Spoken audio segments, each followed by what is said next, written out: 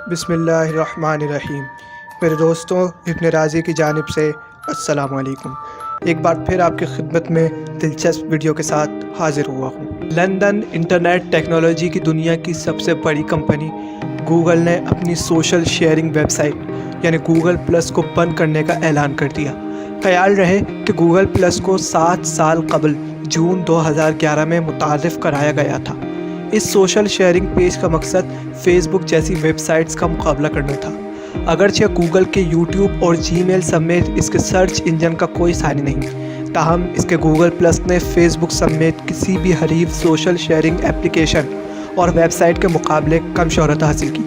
रवा बरस मार्च में ये खबर सामने आई थी कि हैकर्स ने गूगल प्लस समेत गूगल के 5 लाख सार्फिन का डेटा हैक करके उनकी इंतहाई हसास मालूमात तक रसाई हासिल कर ली।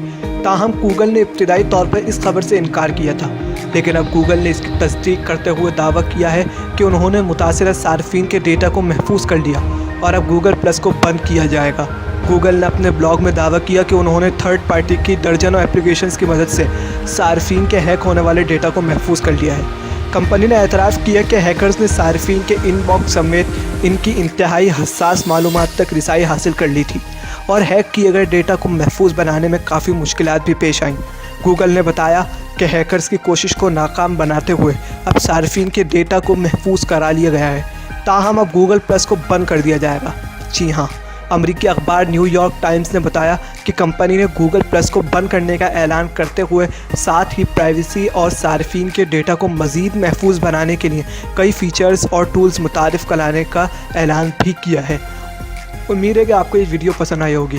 वीडियो को लाइक करें और चैनल को सब्सक्राइब करना ना भूलें और दोस्तों से भी शेयर करें। मिलते हैं अगली वीडियो में, जब तक अल्लाह निगहबान।